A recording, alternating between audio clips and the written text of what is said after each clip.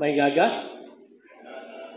Mag-pray kita, Nay. Father, thank you, gid sa siningaga that you are the way, the truth, and the life. And that no man can go to the Father except through Jesus. And thank you, Father, ini nga truth na realize namon. Kag ang kanami bala sinang wala lang nag-stop ikaw nga naluwas kami. But you gave us the Holy Spirit so that we can enjoy your presence even pa nga ari kami diri sa kalibutan nga full of struggles, full of difficulties, full of challenges. So Father, sa sininga time nga pray lang kami nga pakighambal ka sa amon, kag give us focus so that in everything you and you alone will be glorified. In Jesus' name, amen. Amen. May survey, medyo lawig-lawig naman ini, but I think tuod man ini. No. Nga siling niya, 95% of all Christians have never won a soul to Christ. Masingon, 95% sa mga Kristohanon, wala din sila, probably nakashare sila, pero wala sila nakadala sa isang kakalag sa Ginoo. Amuning according sa survey nila, 80% of all Christians do not consistently witness for Christ. Less than 2% are involved in the ministry of evangelism. Kag ang isa pa gid nga subo diri amo ini, 71% do not give towards the financing of the Great Commission. So ingon, 71% wala sila gahatag sa mission. Wala sila mission offering. In another survey, naghambal dira 63% kuno sa isa ka denomination sang leadership includes deacon and elders have not led one stranger to Jesus in the last 2 years. 49% of the leadership ministries spend 0 time in an average week ministering outside the church. So mga nag-minister, mga leaders sa church, diri lang sila sa church, diri lang sila sa tulod, wala man sila nag-reach out sa gwa. Kagsiling niya, 89% of leadership ministries have 0 time reserved on their list of weekly priorities for going out to evangelize. So, kung i-check natin ang atong to-do list, ang to-do list, wala gid na nabutang ma-share ako sa gospel sa someone. Basi ara pa na nabutang ang may awayon ako. May i-confront ako, pero not sa pag-share sa gospel. Pero naghambal man, may 2016, may isa ka survey dali nga 66% kuno sa mga wala sila church. 66% sa mga tao nga wala sa church, naghambal nga base hindi na sila magbalik sa simbahan. Pero among sa mga tao nga wala sila sa ginaintrahan nga church, 79% naghambal siya amo ini, if a friend of mine really values their faith. Tuwaton ko ha. If a friend of mine really values their faith, I don't mind talking about it with them. Kung amo gid ini ka-importante sa akong abyan, ang iyang faith, okay lang gid ang istoryahan namin. Many times, ini siya nga mga realities, tuod man gid na. Kadamo kita sa mga friends nga willing man lang gid sila mamati. Ang problema galing, kung mapabangkot sila, kita yung gina-change natin ang topic. Because, siling man sang survey man, mga 29% sa mga tao sa church, abi nila para lagid inaiya sa mga workers sa church ang pag-evangelize. No? Hindi kita interested, no, to proactively share the gospel of the Lord Jesus Christ. Sa tutuod lang gid, Many of us, wala kita ga-share, butang ka siguro, basi natamaran ka lang gid. Ukon, possibly, kag amo ni siguro ang ginahambal ninyo, nga wala ka mo ga-share, wala kita ga-share. It's because nahadlok ta. Nahuya kita. First of all, because hindi kita equipped. Hindi ko kabalo. And number two, ay ma-share ko. Ang akon walang life. Kagi ka mo sila. Ang akon life, hindi gini nami. So, hindi ako ka-share. No? So, sa sinigaga, may share ko sa inyo mga kabuhi sa Bible. 3 ni katabo. Ako na-notice naton, ang duwa sa ila, actually galing 3 sa ila, do wala magin sila nga gin-equip nga gitudluan. But, sa nakilala nila si Jesus, kung ano ang nabalaan nila, din share na gid naton, dayon sa ila. Ang una diri, among isa ka babae who had a shameful past.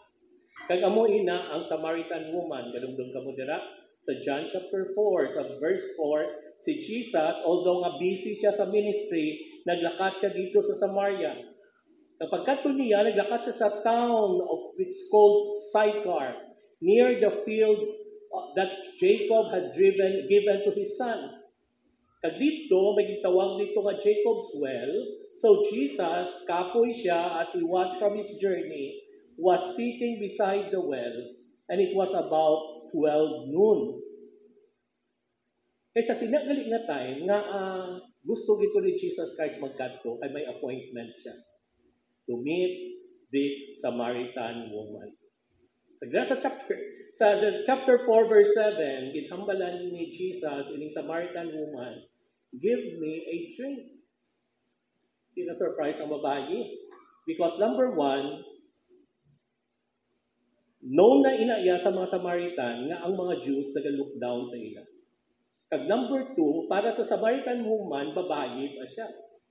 Kag number 3, amo na gani nga udto siya galakat, kaya hindi siya gusto machismis, hindi siya gusto malibakan because ang iyang life. Di sila niya, Jew ka, mainom ka sa akon nga container. Sila niya, Jesus, yaman ko kabalo ka kung ano ang ihatag ko sa imo. Kung ihatag ko sa imo, tagaan ta ikaw sa living water. Kag kung mag-inom na ikaw, hindi ka naging pagkuhawon. So we know nga sa Bible, magsilingan nga living water, provided ikaw sa spring water. Place nga, medyo mo may basiwa, kaya nga 24 hours. Kapag katapos kung makainom ka, hindi ka pwede pag-uhawon. Kung ikaw ginhambalaan sila, masing ka ka. Give me that water. Pinaghambal si Jesus sa iya, sila niya, go, call your husband, and come here. Yan ang labot ang bana ko. Tagaan ta kasi ni, pero tawgaan na yung bana mo. Pero sila niya, Lord, miss pa po ako. No? I have no husband. Say sa'yo, Jesus, oo wala agad man husband. Sakto na. Pero hindi bala, kalima ka na naman na. No? Gaya, smile mga single din. At tadi ako lang isa, no? Or, lima agad iyaya. Tapos, grabe pag-i. No? You have had 5 husbands, and the one you now have is not your husband. Ginubot siya to. What you have said is true. Pinakibot agad siya. Pinaghambal siya, Sir, I perceive that you are a prophet. Once kapag hambal dito na nga naghambal ang babae nga kamuya ang mga Hudiyo, no? Dito kami sa Jerusalem na simba. Kami yati, Samaritan kami, dari kami sa mountain, sa Mount Gerizim. Siling ni Jesus, siling nga time will come, nga hindi na kinanglan ikaw magsimba dito sa Jerusalem. Naprotakto na kami nga mga Hudiyo, kabalo kami sa among ganahimo, kamuya hindi. So, but time will come, nga ang true worshipers sa Ginoo, hindi na kinahanglan dito magkadto sa Jerusalem. Because God is a spirit, and they that worship Him must worship Him in spirit and in truth. Nagsabat ang Samaritan woman, siya hindi na tawag bais Siya mag-abot ang Mesaya, siya na maglaro tanan. Siya na mahambal tanan. Kaya naghambal sa iya si Jesus, I who speak to you am He. Sila nga dahil, inang Mesaya, ako na. At pagkatapos, anong ginubra sa babae? Siling sa Bible, so the woman left her water jar and went away into town and said to the people, come, see a man who told me all that I ever did. Can this be the Christ? Nalipat na siya, nga kahuluyang iyapas. But because he was so excited nga makilala man sa mga tao kung sino si Jesus, abaala na, nga maistoryaan naman nga, limang banak, wabala na, basta mo ini. May tao di, wala ko sa gisugiran, nakilala ako, basi amo na ini ang Misaya. Pagkatingalahan man, ang bilog na town, siya they went out of the town and were coming to him. Many Samaritans from that town believed in him because of the woman's testimony. He told me all that I ever did. Sabi na to. Ang inhambal niya lang yan, nagpati ang mga tao kay Jesus, kaya naghambal lang niya ang woman nga ini siya, nabalaan niya gid ang tanan ko nga ginhimo sa akon kabuhi. And so, when the Samaritans came to him, they asked him to stay with them, and he stayed there 2 days. And many more believed because of his word. And they said to the woman, it is no longer because of what you said that we believe, for we have heard for ourselves, and we know that this is indeed the Savior of the world. Anong ginhambal niya to? Balaan niyang basing Mesiyas niya. And that led people to go to Christ. And they acknowledge that Jesus Christ indeed can save them. Sa atong kabuhi, hindi ka man kinanglan, git nga magbirada, kada wali tayo. Basi masiling ka lang, mas mahaoy man ko sa una sang sa imo. Mas nabira, mas amoni. Pero nakilala ko si Jesus as Savior. Di bag-o man ako sa Ginoo. Overnight, nakibot man lang ko gani. Basi pa lang maduktan ka man. Ito. Sa atong kabuhi, basi dinanervyos ka, magsagad ka hamban. Sugiri lang ang gibag-o ni Jesus sa imo. And that might open the door. Nang isang pagit ka-rason, siguro hindi kita magpati kay mag-share, hindi lang kauluya atong pass, kundi, may mga evil pass. For example, ini sobra-sobra na ni demon-possessed men.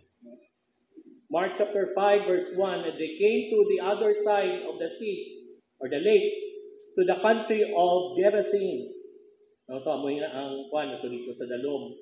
So he lived among the tombs, and no one could bind him anymore, not even with a chain. Imagine mo ang background mo dito ka sa Burgos Cemetery, Gitstad. Kag gusto sa mga tao nga kadinahan ka, grabe no. Pero, grabe for he had often been bound with shackles and chains. But he wrenched the chains apart and he broke the shackles in pieces. No one had the strength to subdue him. Hindi ba lang kaisa may mga tao, manggit nga, tamaan ka kusog, kaamo sini, pinapabayaan na lang. Amo ni siya. Pero may dugang pagit, night and day among the tombs, medyo mo tambay na Burgos Cemetery. Kasi and on the mountains, he was always crying out. Ang mas kayaki diri because he was cutting himself with stones. Imagine mo, i-cut mo, grabe na daya nga mga infection. So, ako pala siya. Wala so may magpalapit. Galing sa chapter of 5 verse 6, siling niya, and when he saw Jesus from afar, he ran and fell down before him. For he was saying to him, come out of that man, you unclean spirit.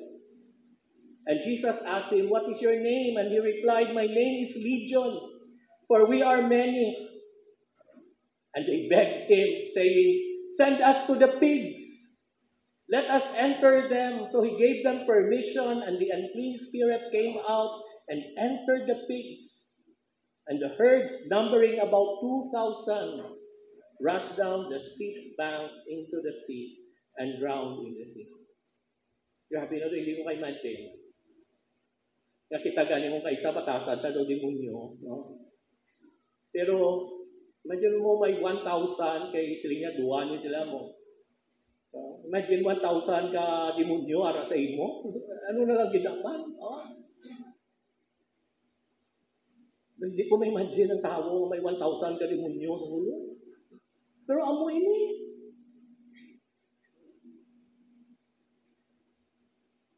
Pero ginayo siya ni Jesus. Kaya mo ito nakita na siya nga may bayo na siya and he was now in his right mind. After sa to, sa Mark chapter 5 verses 18 to 20, si Jesus Christ was getting into the boat. The man who had been possessed with demons begged him that he might be with him. Singati, ang akong kabuhi sa una, wala manipulos. Anon ko ni, mapod na lagi ko kay Jesus. Opo, Jesus, upod ko sa imo.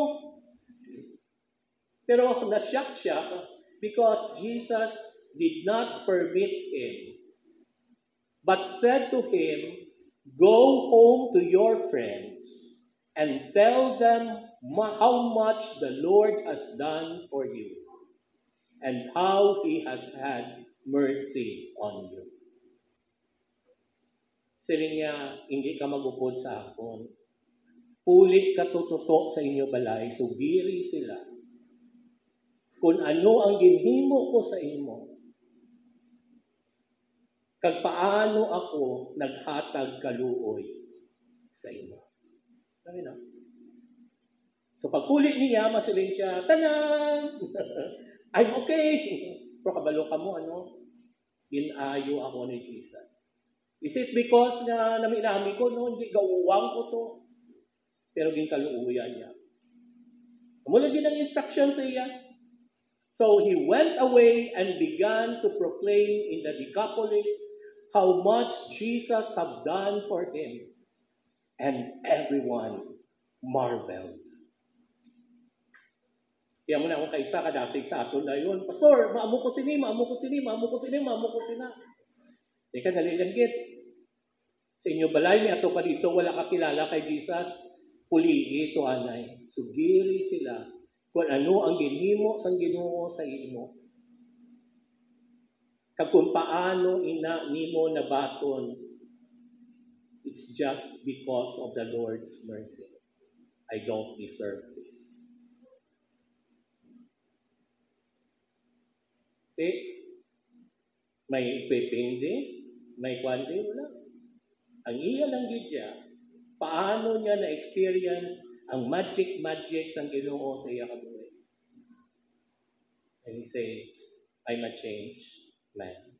Kabalo ka mo, kung nagbalik si Jesus Christ dira sa place, nagpuli si Jesus Christ, nagbalik siya. Pagbalik, when he returned from the region of Tyre and went through Sidon to the Sea of Galilee, in the regions of the Decapolis, amo ng area ang katuan nila to.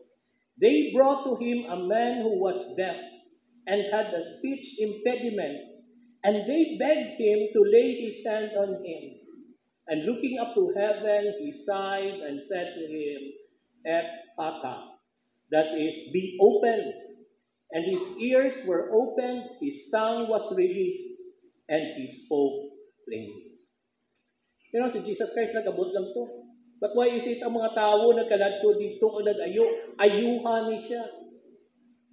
It's possible because ang testimony sa sining formerly demon-possessed man. In fact, sa Mark chapter 8, ang hambal there in those days, when again a great crowd had gathered, and they had nothing to eat, he called his disciples to him and said to them, I have compassion on the crowd, because they have been with me now 3 days and have nothing to eat. Grabe. Paano ining mga tao, kadamo sa ila would go to the Lord Jesus Christ, nga hindi man ni sila mga Jews. And they were there patiently and excitedly listening to the Lord Jesus Christ for 3 days. O guro, basta lang guro magwali ko, mga butang tabias ako, karon mga launa, tistingan ko. May nagapukwat-pukwat na guro, ha? May maamo-amo na sa umo. No.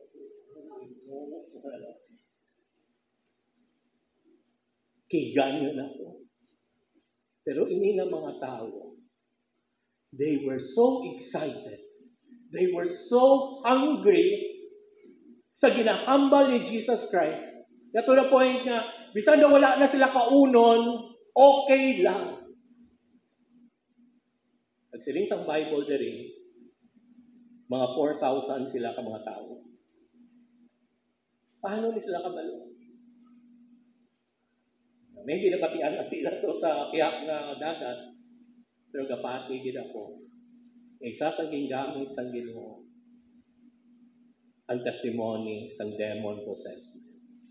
So siling ni Jesus nila, if I send them away hungry to their homes, they will faint on the way, and some of them have come from far away. And he asked them, how many loaves do you have? They said 7. And they had a few small fish. And having blessed them, he said that these also should be set before them. And they ate and were satisfied. And they took up the broken pieces left over, 7 baskets full. And there were about 4,000 people. And he sent them away. The testimony of that demon-possessed man. Pagsiling sa isa ka Hebrew scholar, during sa time sa mga apostles, early days sa mga apostles, isa sa mga places where kadamo sa mga Christian leaders naghalin. Amo ini kuno diri sa area sang Decapolis. Probably mga apo na ini sang demon-possessed man. Sa atong kabuhi, amo man na. May mga traumatic kang mga experiences, kung hindi mo na pag-ginansyahan sa sunod nga kabuhi, traumatic lang ginagihapon. Pero kung ang mga struggle mo sa imo kabuhi, ikapital mo ina. Amo ining natabo sa akon kabuhi, amo ining kabuhi ko. Sa nakita ko si Jesus Christ, ginbaylo ya sa amo sini. By His mercy. Base ikaw, pwede man. Kasi sa matawo, sige bitilawan namon. And they met Christ. And their lives were changed. Totoo din yun. Experiensyahan nyo man na. Sakto? Experiensyahan nyo na. Especially kung wala kayo nagdako sa simbahan. Sa nagdako kapag gani sa simbahan. Pero sa nakita mo na si Jesus, kilala mo din kung sino si Jesus Christ, kung anong ginhimo niya, nagbago ka, nagmasad ka. So, shameful past, evil past, iniya evil na gid ni, kung nang isa to gindaog sang demonyo, ang Isaya gin demonyo, iniya demonyo na gid. Si Apostle Paul. Sa ginhambalan sang Ginoo si Ananias, Ananias, katuan mo si Saul. Kay okay na ni siya, siling si Ananias. Lord, I have heard from many about this man, how much evil he has done to your saints at Jerusalem. Ato ang mga nagligad daw personal diyan nila. Of course, nakaapektuhan ang puro. Pero iniya, napanglagas. Sila nila sa Acts chapter 7, verses 58 to 59. Kalumdog ka mo kay Stephen. Sila niya, then they cast him, Stephen, ang first na Christian martyr, out of the city and stoned him. And the witnesses laid down their garments at the feet of a young man named Saul. And as they were stoning Stephen, he called out, Lord Jesus, receive my spirit. Pagkatapos nila, chapter 8, of course, kahambal nila kung paano nagpanglagas si Apostle Paul. Pero dili sa chapter 9, natawag lang ang description dali. But Saul still breathing threats and murder. Iba niya, ang ginabreathe nila yung oxygen. Ang ginabreathe niya ni Apostle Paul, ni Saul, before siya nanging Apostle Paul, he was breathing threats, either mang-intimidate siya, mangaway siya, o kung mangpatay siya. So he went to the high priest and asked him for letters to the synagogue at Damascus, so that if he found any belonging to the way, amuning padawag sa mga Christians, men or women, he might bring them bound to Jerusalem. Actually, mas gwapo ang ginsugid niya sa kay King Agrippa ang iyang testimony sa Acts chapter 26, verses 9 to 18. Sila niya, I myself was convinced that I ought to do many things in opposing the name of Jesus of Nazareth. I ought to do many things. Hindi lang niya one thing. Tanan niya, naga-innovate siya para lang makontra si Jesus of Nazareth. So, ano yung pang-ubra niya? And I did so in Jerusalem. I not only locked up many of the saints in prison after receiving authority from the chief priest, but when they were put to death, I cast my vote against them. So hindi lang ginapagdakop yung mga Kristohanon kag ginapapriso. Pero amoy ni. Kung pinahanglan sentensya, ang iya ginapilit permi, dapat death penalty. Basta Christian ka, kag may kaso, kung sa aton nangawat ka utan, death penalty giniagapon para sa iya. Sila niya, and I punish them often in the synagogues and try to make them blaspheme. Bangon kay abogado siya, ginapisa-pisa niya, ginaway na. Para nga makonfuse kung makahambal blasphemous term. Di pag mag-blasphemous na nga term, patay kang bata pa.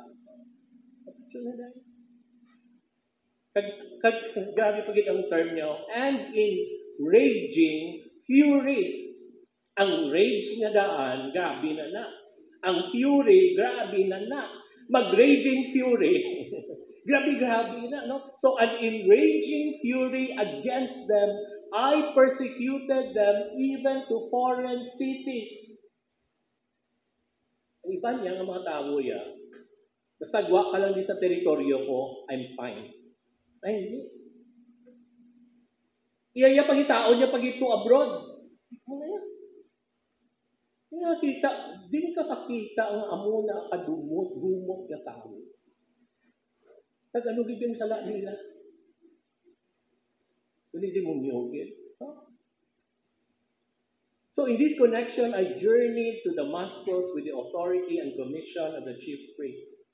And at midday, O king, I saw on the way a light from heaven, brighter than the sun. So, Brighter than the sun covering the shore. Ano na ganyan kanta? Brighter than the sun that shone around me and those who journeyed with me. Ginisilakan kami, sobra-sobra pa sa sun. Grabe rin. Nagapati ako dito, ginipakitaan siya sa glory ni Jesus. Grabe ang glory ni Jesus, mas grabe pa sa sun. And when we had all fallen to the ground, I heard a voice saying to me in Hebrew language, Saul, Saul, why are you persecuting me? It is hard for you to kick against the goats. Ang goats na siya daw, the wood na siya nga taliwis. Wala, punta. Si Paab lang taliwis. You know, kung ako ang Ginoo to, tinuluyan ko na lang gito si Juan. Kaya apakadto to siya. Kadamo na siya ginagrabyo. Tapos masiling ka lang, Saul, Saul, why are you persecuting me? Imagine mo ang imo mga utod, pinamatayan na to, amo na dito, grabe na dito yan. Tapos masiling Ginoo sa imo, Paul, why are you persecuting me? Kabudlay ba laman ni Pakas?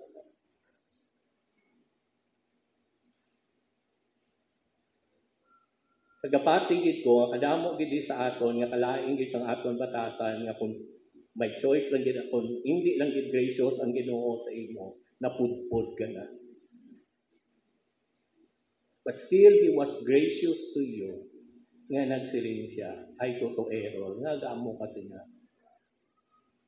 bad na. Pagpila sa aton diri, wala mo man ginakontra ang mga Kristohanon, pero kung ginapangubra mo, makahuluya sa kausa sa Kristohanon. Kadamo sa aton diri, nga ginawa talaga ni kaamuni, pero sa imo nga testimony, madamo sa mga tao, member ba dahil siya, tingamo na siya. Ito.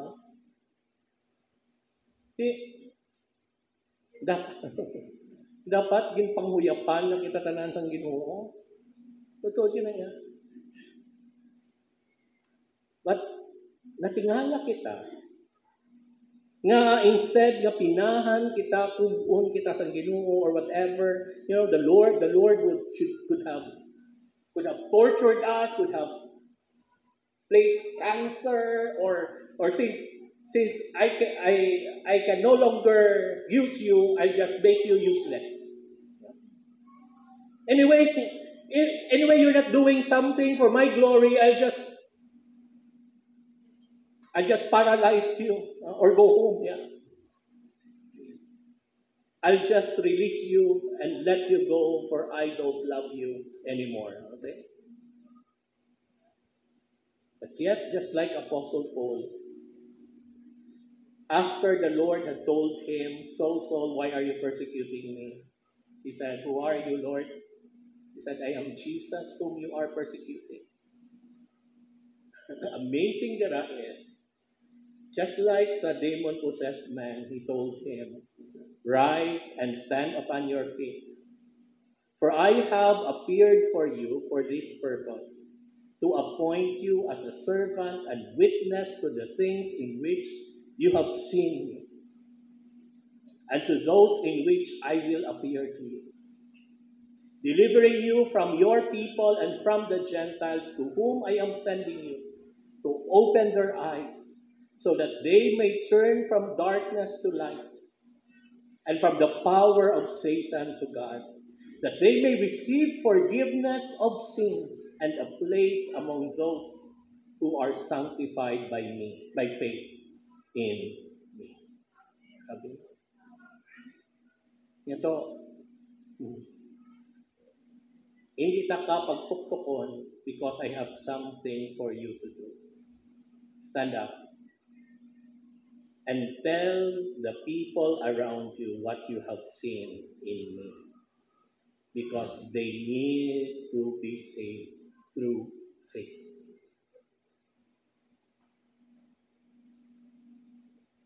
Kabalo ka nga, wala ka pagin kuwan sang Ginoo subong. Wa maging mama. Kabalo ka? Maybe the Lord is telling you this. There are people that are close to you. You have friends. Tag-sweet-sweet pa ka mo. Tapos love, I love you, best friend for life. Saying Jesus, katuin sila. Tell them what you have seen in me,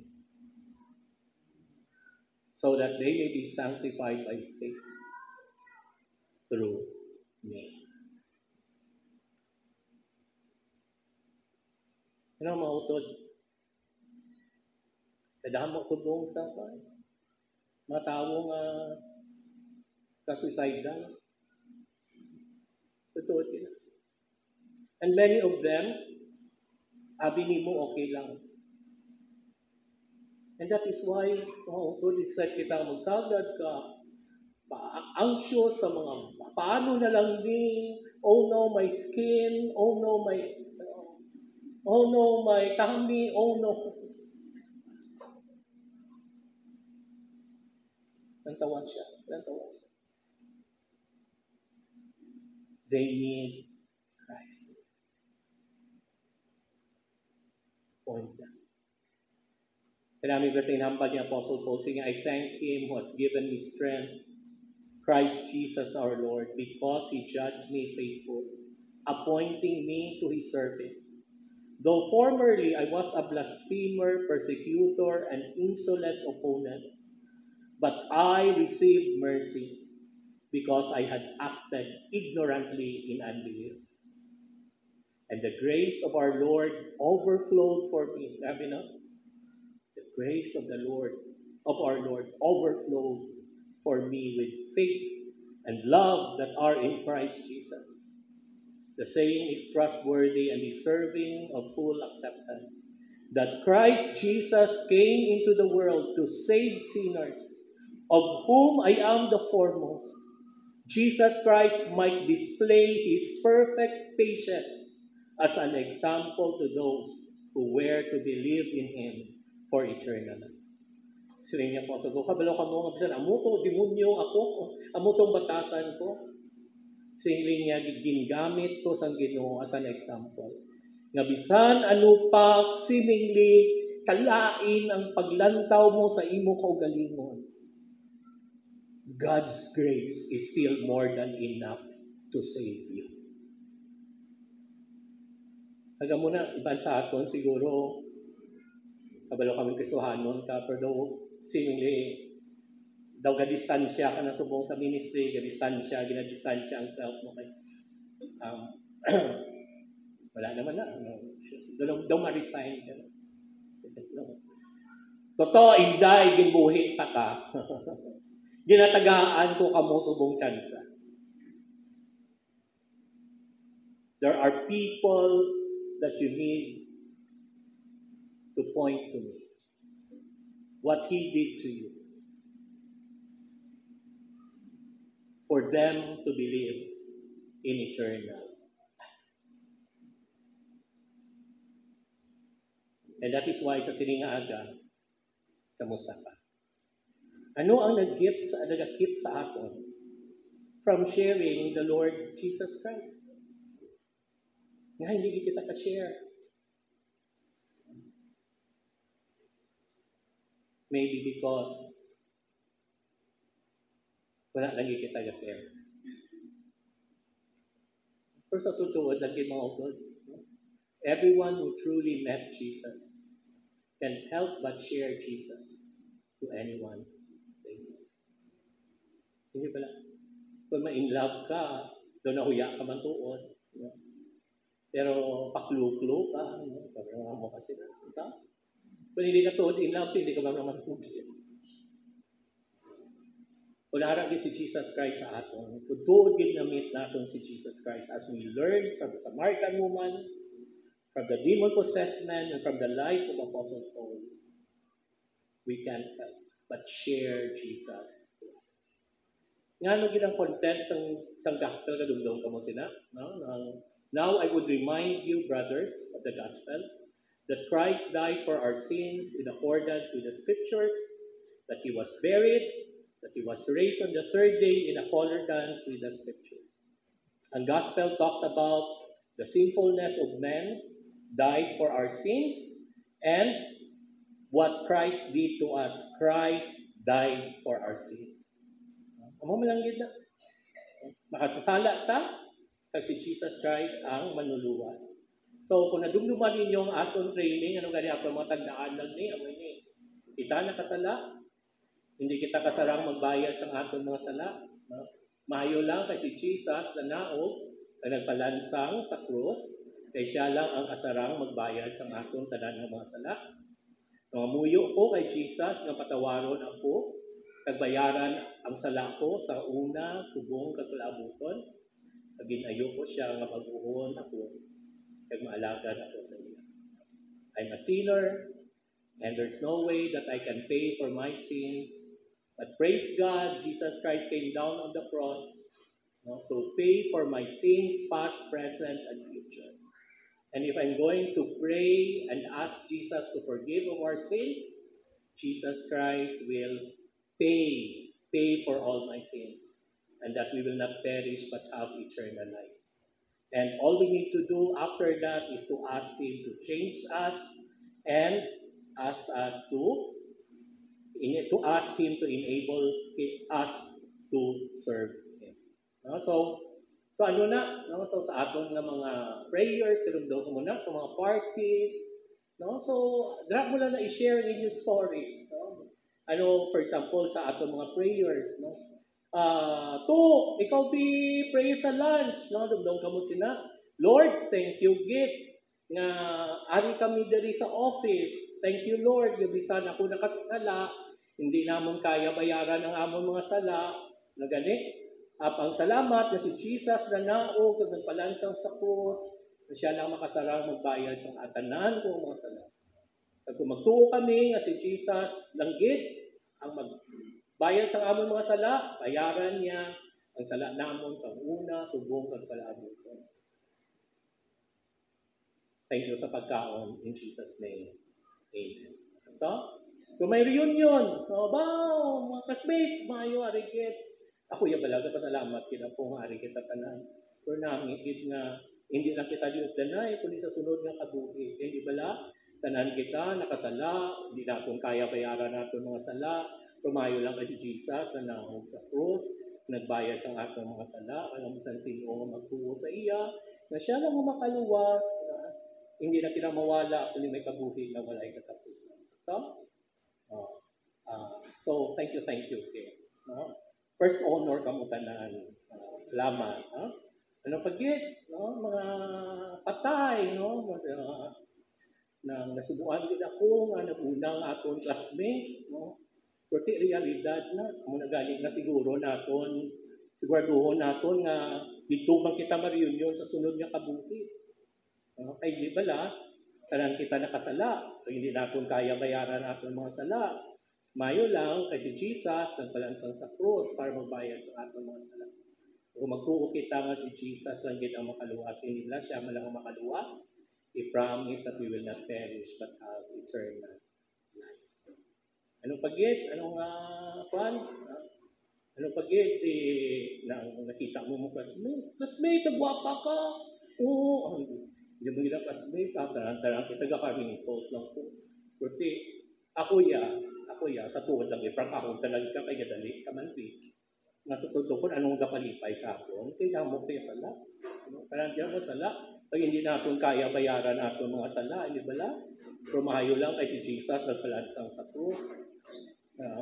Ay para bayaran natin mga sala at magtuo kita sa iya. Hindi na mawala mo. Tikas may, amo na iya ako. Kapag kasi, paano man, basta mo na. Ano pagit? This is sharing Christ in all occasions. Wala ka man sang time, pero kung memorize mo ni, makakita ka sa gamay nga lulutsan, isulod. Who knows? Just like Just like sa Samaritan woman, masilig sila, wala itong kay Chindi sang tanan ka mo makasala, hagwan mo, pero galing kay na hinay explain sa akon, subong. Pero ang natandaan ko lang itong nakasala at hindi ko kaya bayaran, kinulbaan ko. Or, probably, ang i-world share, wala man dito make sense, pero pagwa niya, though jutayan lang siya maipit, iba siya mapatay mo itutuon, no? Hindi mabalik siya. Dito niya makilala si Jesus. Ano mga utod?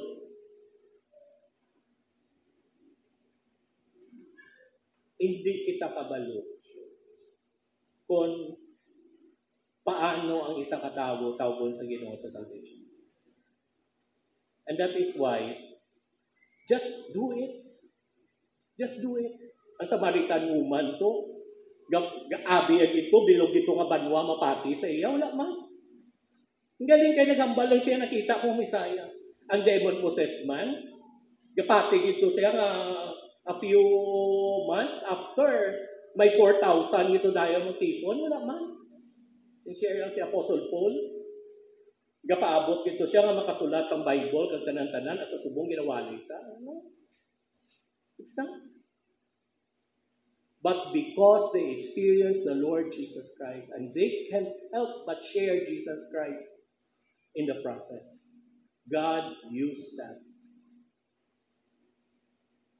as a platform for many to believe in Him for eternal life. Kani mga utod, ano man ina ang mga experience mo sa nagligad, success man ina or failure, use it as your platform. Share Jesus.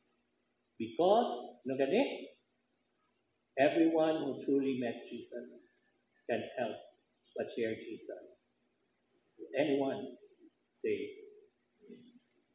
Amen? Let us pray. Father,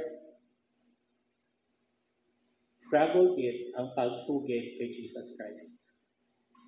And that is why, Father, tagay kami sa kaisog. Even just to tell them that Jesus is the Savior. Jesus can save.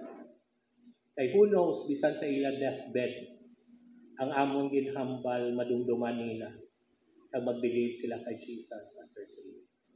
Your Holy Spirit, give us the courage. Give us the heart, a life that is very intentional for the gospel. In Jesus' name, amen.